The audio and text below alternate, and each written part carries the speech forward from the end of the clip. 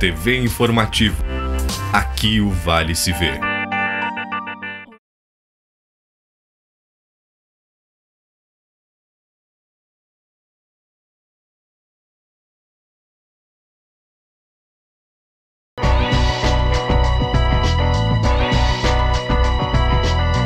Olá, bem-vindo ao programa Fala Jurídica. Hoje nós vamos entrevistar o senhor jornalista Oswaldo Carlos von Leven sobre a sua história, a sua vida e principalmente que eu gosto de saber do principalmente nesse nosso jornal aqui, seu Oswaldo, como é que foi a sua vida antes de ser jornalista? Porque esse é o fundamento de tudo que vai se fazer e tudo que o senhor fez para a nossa comunidade.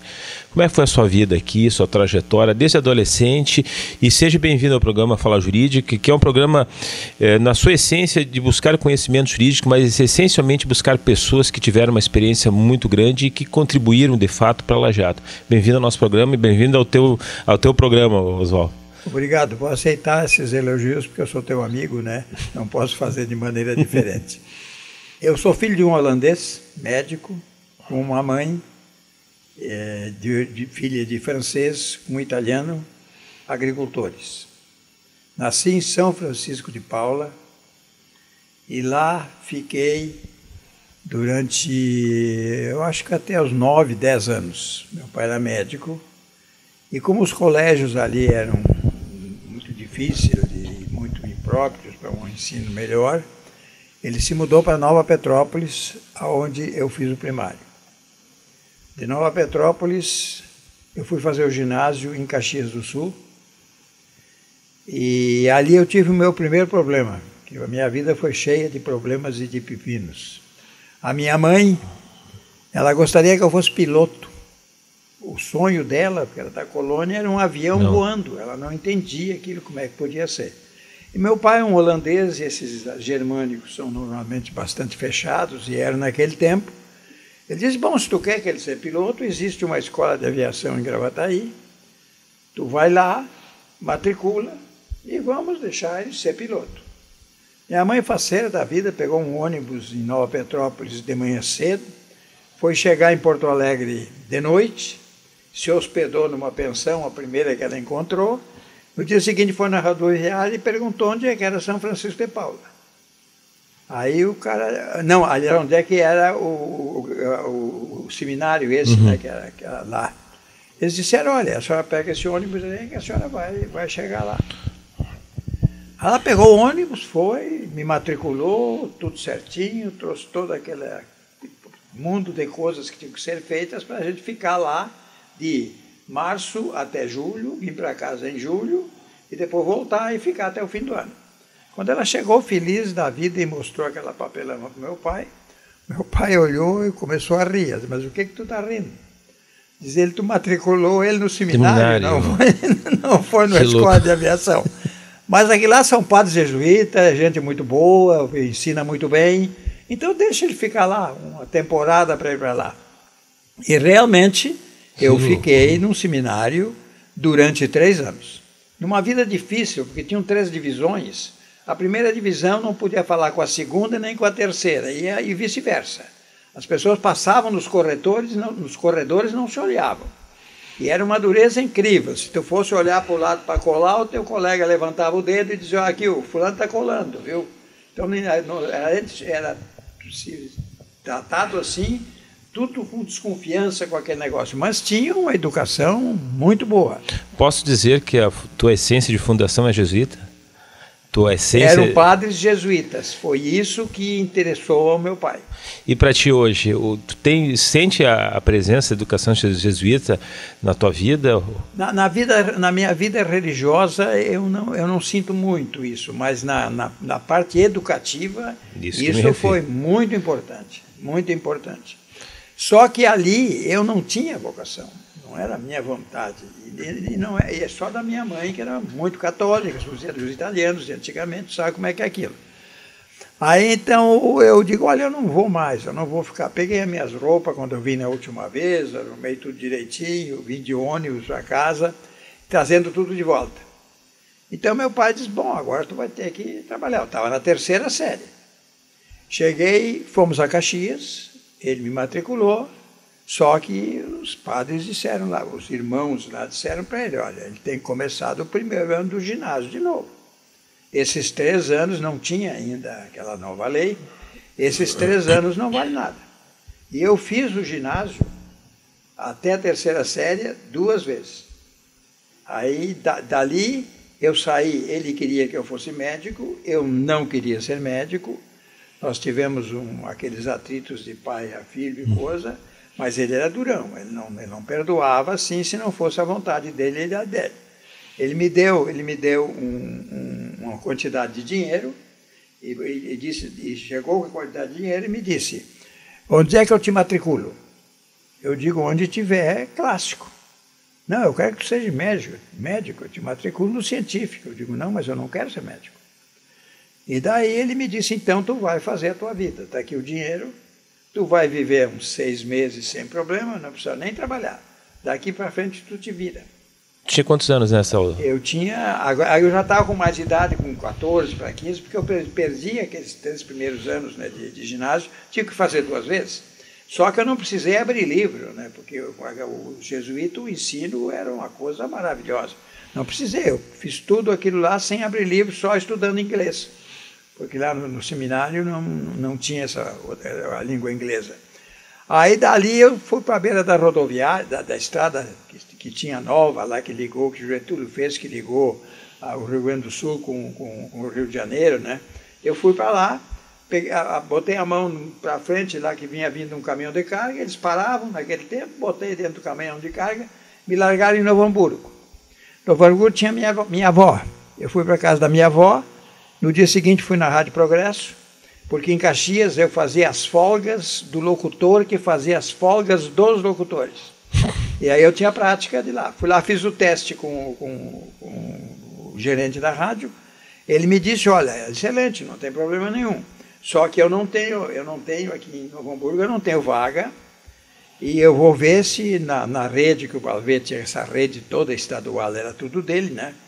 Eu vou ver se eles têm em qualquer outra cidade. Mas eu digo, mas eu quero uma cidade onde tenha clássico, porque eu quero fazer o clássico. Aí ele telefonou para o Balvet, a equipe dele deve ter trabalhado em toda a rede, e tinha uma vaga em Alegrete, aonde o Colégio Oswaldo Aranha tinha o clássico. Aí eu fui para lá. E a minha ida a Porto Alegre, uma curiosidade só, eu cheguei no trem de noite, eu tinha lá já eu estava com uma vida boa de novo, porque tinha a cama no trem, para ir deitado, ir dormindo. Saí, chegou todos os jornais, Diário de Notícia, Correio do Povo, Jornal do Dia, chegou tudo para o trem ali às 7h30 da noite, vamos dizer que fosse uma segunda-feira, da edição de segunda-feira. Botaram dentro do trem, chegaram em Santa Maria de noite, no clareado do dia, a gente levantou, tomou café, e lá eles deixaram os trens, terça-feira de manhã, deixaram os jornais de segunda-feira. Os que foram para Alegrete, eles deixaram ir para Uruguaiana, continuou dentro do trem, que chegou só às 4h da tarde de terça-feira em Alegrete e chegou de noite em Uruguaiana. Aí eles só foram ler o jornal de segunda-feira, editado em Porto Alegre, na terça-feira de noite. Uhum. Olha como é que os jornais andavam naquele tempo. Loucura. Né? Lá eu fiz o meu estudo, na parte que eu tinha que fazer, e continuei praticando a comunicação. E não necessitei terminar o curso, porque veio uma lei nova que aqueles que em tanto tempo já tinham trabalhado em comunicação, eles receberiam o diploma e não havia necessidade de concluir. Só que a gente fez uma série de cursos, uma série de coisas para dar certo. E fui para o Paraná, trabalhando como viajante do Laboratório Raul Leite. Era uma baita proposta, porque os salários de jornal é aquele salário mínimo, aquele negócio, né? Então fui para lá com uma baita de uma proposta, trabalhei um tempo com o Raul Leite, aí resolveram me transferir para o norte do país. Eu digo, não, agora eu não vou, né? Então por aí eu vou pegar uma rádio. Fui para B2, fiz o teste, passei. Aí fiquei 1 ano e pouco lá, 1 ano e meio, vim passear no Rio Grande do Sul, E o Balvé, fui visitar o Balvé, e eles disseram, não, volta para cá, o que tu está fazendo lá naquela distância, fica aqui conosco. Me deram emprego de novo. E me mandaram para a Estrela. Aí começa a minha vida no Vale do Taquari. Tinha quantos anos quando veio a Estrela? Quando eu vim para cá, eu estava com uns 22 anos. E já tinha ideia de ir para a comunicação, já estava na rádio? Eu fui para a comunicação porque eles me judiavam muito lá em Caxias, porque eu vim de São Francisco, lá nós era conhecido como Boi de Bota, né? Vim para Nova Petrópolis, com aqueles alemão, e fui para o lugar dos gringos. E lá eles me judiavam. E quando houve um teste na rádio, aí, lá em Caxias, que eu nunca tinha entrado nem numa rádio, aí eu digo, olha, eu vou fazer esse teste. Mas o que tu quer fazer teste lá na rádio e coisa? Não, eu vou fazer, mas esses alemão aí, eu nem era alemão, né? Esses alemão aí não vai adiantar coisa nenhuma. Eu digo, mas agora é que eu vou fazer. Aí eu fiz com meia dúzia de colega. Eu tirei o segundo lugar. Porque o meu padrão de voz nunca foi um padrão de voz de locutor comercial. Foi mais em noticiário, transmissão de futebol, essas coisas que eu fazia. Mas fazia as folgas fazia as folgas do locutor de lá, né? Fui para lá, passei, e daí deu essa sequência que eu já te contei. Veio para a Estrela e aqui começou... Aqui em Estrela existia um sério problema de que no 8º aniversário eu já entrei como o cara que resolvendo problemas que as emissoras reunidas tinham em todo o estado. Vim para cá para resolver esse problema que no 7º ano assumiu o 8º gerente. E tinha ali um problema meio sério e eu vim para cá para resolver esse problema. Depois eu iria para Passo Fundo, já marcado. E daí, como eu não teve mais hora para ir, eu fiquei 6 anos e meio na Rádio Taquari. Daí me transferiram para Carazinho, para resolver problema lá. Eu digo, agora eu não vou mais. Eu tinha uma fábrica de enfeite de Natal e outras coisas aí que eu já trabalhava ali, eu vou ficar por aqui. E larguei as reunidas, que eles nunca acharam que eu ia largar.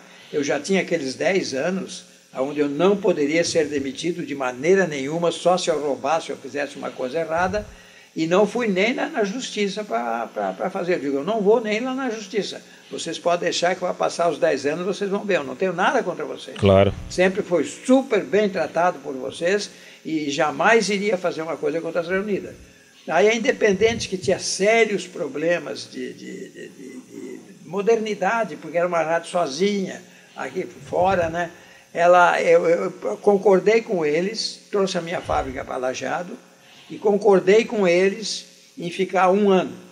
Naquele ano a gente ajeitou o que precisava ser ajeitado, mudou o sistema de trabalhar, e aí quando terminou esse ano eu digo, olha, eu vou sair porque eu não quero continuar mais, eu não tenho mais interesse no rádio, estou saindo para fora. Aí o Lauro Miller, o Bruno Wolff, esses caras daqui me conversaram para não sair, se teria alguém que ou então se eu não quiser ficar, se tivesse alguém que podia ficar no meu lugar, eu digo, eu tenho. Só que daí ele não tem experiência de rádio, mas é um cara formidável. Mas e quem é? Eu digo, Lauro Miller. Só que o Lauro Miller não tinha condição de rádio, mas tinha toda a capacidade de ser. Então eu concordei em ficar meio ano junto com o Lauro, e depois de meio ano eu sairia do rádio. Foi mais uma vez que eu saí do rádio. Essa foi a minha vida na comunicação no Vale do Taquari, na comunicação de rádio, né? E quando é que o senhor começou a ter essa visão do rádio, passar por escrito, passar por jornal? Onde é que nasceu a ideia do Jornal Informativo do Vale? Em que momento da sua vida que veio isso? Foi planejado ou foi instantâneo? Não foi planejado. Como eu sempre trabalhei nisso e gostava daquilo, a gente sabia radiar futebol, trabalhar em novela, fazer programa de auditório, aquele tempo de rádio que tu deve ter assistido alguma pouca coisa. No final, acho que eu peguei no final. Exatamente, no final. Aí eu resolvi, eu digo, sabe o que eu vou fazer? Eu vou entrar na comunicação, eu gosto da comunicação. Então eu lancei a revista Conheça, o Vale do Taquari. Uhum. E comecei a fazer uma revista mensal com toda a calma, fui fazendo durante uns 2, 3 anos. Aí, nesse tempo, eu tive um problema de saúde sério, uma úlcera, agradeço até hoje o Dr. Fire, que se eu não fosse ele, eu acho que dificilmente eu seria salvo, né? E tive que fazer uma cirurgia grande e fiz aquela cirurgia e não podia mais trabalhar muito. Aí o Diego Araújo, que foi os líderes da avicultura aqui nessa região, eles me disseram assim, olha, tu tem uma chácara, faz o seguinte, cria galinha. Bota a galinha moderna, em gaiola e coisa, e começa a fazer essa criação de galinha e vai fazendo a tua revista também. E eu comecei a criar galinha em gaiola e fui criando, foi aí nesse tempo é que me deu o estouro da úlcera. Aí fui criando, até que não tinha jornal. Abri um jornal aqui, aí me convidaram para, se eu não queria ser o editor-chefe deles e trabalhar com eles no jornal, já tinha revista, era fácil. Entrei para esse jornal e fiquei trabalhando um tempo, depois acabei trabalhando sozinho. Aí lancei o Informativo do Vale, que aquilo era feito num trabalho incrível, sem maquinário, sem equipamento. Nós, com o pessoal de Lajeado, nós conseguimos montar um fotolito, que não é fácil, e um gravador de chapa, que era tudo importado. Nós, com uma lente que eu comprei em Porto Alegre, e com um cara que fazia aquelas caixinhas de pequenininha, não sei que trabalho eles faziam com aquelas caixinhas. Nós trouxemos o modelo para ele, ele montou toda a parte de madeira. Um senhor aqui, agora que não me vem na memória, ele fez aquela parte de ferros e coisa, e de lá, junto com o Cantu, a parte técnica, e mais um outro amigo meu, nós fizemos aquele equipamento e começamos a imprimir, deixar tudo pronto aqui, só imprimir numa máquina em Porto Alegre, mas nós fazíamos tudo aqui. O fotolito nosso, que faz as fotos, tudo, era na porta do banheiro, que nós não tinha lugar para botar nos lugares. Ali nós fotografava, abrindo porta, fechando porta, dava fotografia. E acabou no que está aí o informativo hoje, né? Oswaldo, mas tu foste empreendedor desde muito jovem e a prova é que hoje tu tem um meio de comunicação fortíssimo, que é no Alto Taquari, que serve de base de informação concreta mesmo e que as mudanças sociais acontecem por meio dessa comunicação que tu desenvolveu. Desde o começo, o que tu tinha em mente com relação ao jornal? Qual era a pretensão? Era de fazer o quê? Era de comunicar? Qual é o instrumento de início que tu tinha ideia desse jornal? Eu sempre, não é elogio, mas eu sempre tinha assim uma visão ligada ao futuro. Eu acho que isso veio dos holandeses, porque dizem que Deus fez o mundo e os holandeses fizeram a Holanda, e realmente fizeram, dobraram o tamanho da Holanda. É verdade. E eu sempre tinha, então, aquela vontade de crescer e crescer, e assim eu ia indo, ia avançando. E como eu pensei em ter um jornal de peso, eu disse o seguinte, o que vai acontecer com a imprensa? A imprensa hoje tem o domínio absoluto do rádio. Os jornais eram aquele sacrifício no interior, feito com aquelas letrinhas, aquele negócio. Aí eu vi em Porto Alegre aquelas rotativas, com um peso extraordinário, aqueles homens pareciam lutador de judô para botar aquelas peças no lugar, incrível aquele negócio ali. Eu pensei assim, não, mas eu vou fazer, só que eu não posso enfrentar um Correio do Povo, um Diário de Notícias, um troço que circula aqui, o Jornal dos Padres, o Jornal do Dia, eu não posso enfrentar. Então, o que eu vou fazer? Eu vou fazer um jornal que fique só ligado ao Vale do Taquari. Ótimo. Não quero mais nada, eu quero o Vale do Taquari para mim. E realmente, abri o jornal, fiquei trabalhando com ele, devagarinho, fui indo, comecei a ir para os outros municípios maiores das cidades. Depois, hoje, nós circulamos em todos os municípios da região, com absoluta preferência, porque está em 89%, 88%, com a disputa de outro diário, com a disputa do Correio do Povo, do Zero Hora, do Correio do Povo.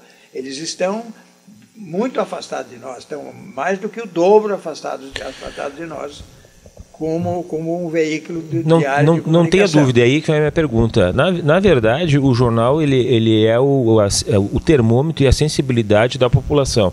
Não tem infiltração Correio do Povo, não tem infiltração 0 Hora, e o outro concorrente tem muito menos. Mas a pergunta que eu faço é a seguinte: de onde é que o senhor teve essa sensibilidade para começar a buscar fontes de informação com essa população de Alto Taquari? Porque, na verdade, eu, como trabalho no meio jurídico, não é fácil. Eu sentia aquele crescimento dos veículos de Porto Alegre, que eles eram veículos de Porto Alegre, e eles foram indo para o Rio Grande do Sul. E até tinha veículos nacionais que apareciam por aqui, de São Paulo, e reaparecia. E eu digo, isso não vai durar muito. Isso não tem como durar muito, não há condições. E essas praças, essas regiões, primeiro eram cidades, eu nem pensava muito em região, a maior cidade daqui. Essas regiões têm que ter um porta-voz deles, um defensor, porque eu não fiz nós não fazemos uns veículos de comunicação para ensinar ninguém o que eles têm que fazer, para dar palpite, para dar ordem. Nós fazemos um jornal ligado à nossa comunidade, toda a comunidade nossa. A verdade é que todas as prefeituras do Vale do Taquari, as associações, estão tudo conosco, porque eles são participantes da nossa vida, eles ajudam a fazer a vida do informativo. Então, nós quando nós temos um troço que está errado, nós publicamos, mas já publicamos a resposta junto. Por que isso aqui tem uma ponte aqui que vai cair os pedaços? Aí a gente olha a ponte, os repórteres vão lá, trabalham o assunto. Quem é o responsável? É fulano de tal, esse departamento, essa autoridade que é responsável. Então nós damos a notícia da ponte e já damos o que a autoridade vai prever depois para fazer.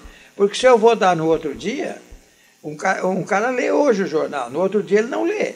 E pode ter uma injustiça muito grande ali dentro. Com certeza. Então já vem essa resposta. Tu começaste a ter contato conosco, né? Conosco aqui agora na televisão. Aliás, eu tenho que te agradecer, porque tu é um participante e um colaborador legítimo da nossa televisão. Tu ajuda com que a nossa televisão exista, inclusive economicamente, que deveria ser tu fazer os teus programas, e é um direito que a gente tinha, mas tu colabora porque tu sabe das dificuldades que nós temos. E eu te faço um agradecimento. Não, eu que te agradeço, Oswaldo, por essa total oportunidade. Nesse sentido, porque pela tua família eu tenho uma amizade de muitos e muitas dezenas de anos, porque o teu pai foi um amigo íntimo meu, foi o homem que realizou o milagre da primeira cesariana numa vaca. É verdade. Foi o teu pai que fez isso aqui dentro, né? É verdade. E tu era um toquinho, magrinho, bonitinho e coisa, agora tu tá um Tarzan. Tarzan é gordo. Te ajudou. Mas, Oswaldo, essa é a particularidade que muitas vezes as pessoas que vêm, porque hoje Lajeado já é uma cidade que é cosmopolita no seguinte sentido: vem gente de tudo que é lugar do Brasil. É interessante. Nós temos hoje gente que vem de Porto Alegre, que vem de Caxias, que vem de São Paulo e que aqui vem buscar a sua mantença e vem buscar o avanço dessa cidade. E o que de importante tem nesse jornal, que hoje que eu vejo que está também vendo, está se transformando também numa questão cosmopolita, porque existem várias pessoas aqui, e a não perca da sensibilidade das informações. E aí vem muito do patriarca, que é a tua pessoa. As notícias que é divulgado no informativo, só o informativo sabe dar para nosso povo, né? E tu sempre teve cuidado com essas boas notícias. E eu faço a pergunta: onde é que tu pega essa sensibilidade de buscar? Porque todos os jornalistas, repórter, trabalho para ti, tem a condução da tua pessoa. Como é que tu chegou e teve essa sensibilidade? Eu sempre acreditei no próximo. Eu sempre acho que todas as pessoas têm características excelentes. Tu, por exemplo, eu nunca imaginei na minha vida, com o pai que tu tem, com os sentimentos do teu pai, que eu tenho uma adoração por ele, eu nunca imaginei que tu ia ser um advogado do criminoso. Do criminoso. Nem eu também. Nem eu imaginei isso, não é? Porque quem te vê, ele te olha assim, defendendo bandido, defendendo não sei o quê. Tu tem um baita de um coração, tia. Sim, partindo ali do pai, sim. A gente...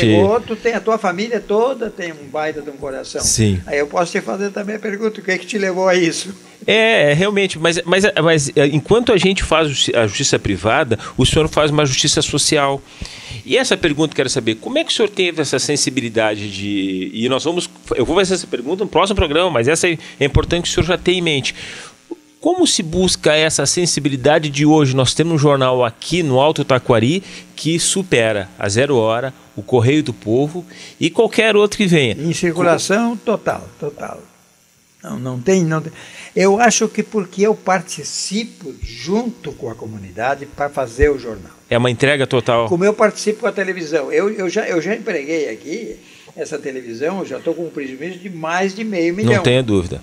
Estou prejuízo total, mas estou dando para o Vale do Taquari uma TV que hoje já está começando a penetrar em todo o interior. Eu chego na Alemanha, eu chego na Itália, eu chego no mundo inteiro. O jornal chega no mundo inteiro quando você está na internet. Essas 2 rádios que nós temos aqui, que elas estão trabalhando sem divulgação, sem nada, chega no mundo inteiro. Né? Mas a comunidade me ajuda. A comunidade participa aqui. Eu me surpreendo com as autoridades aqui do fórum, os juízes, os promotores, essas autoridades que eles são pessoas mais recatadas, né, mais fora do conjunto. Eles estão participando aqui conosco. Sim. Eles vêm toda hora aqui. Tu para vir aqui é um sacrifício. E tu é o grande defensor defensor não, porque tem que ter quem defenda Sim. a pessoa ali. Tu é do outro lado da coisa. Por que tu pegou o outro lado e não pegou o lado de defender aquilo? Talvez tenha sentido com aquela... Porque teu pai também era aquele que ia tratar dos porquinhos, tratar dos coisas, já tinha aquela sensibilidade. Talvez tu pegaste isso porque tu diz, alguém tem que defender. Alguém tem que defender. A necessidade, contingência. E o pessoal não entende. Não entende, ele acha que aquele é um perigo, porque é isso, porque é aquilo, porque aquilo. Coisa nenhuma. Tu é um cidadão como qualquer um outro. Às vezes, a gente nas conversas assim, mas tu é tão amigo assim, sou íntimo, sou como irmão dele, não tem problema nenhuma. É que na verdade, Oswaldo, assim, pelo menos as amizades de raiz sempre permanecem, né? Exato. Mas hoje o nosso tempo já estourou, Oswaldo. Tá bom. Nós vamos agora, na próxima semana, falar sobre o futuro do jornal informativo, televisão, rádio, essas coisas todas que vêm do mundo virtual e que tu está liderando isso aí.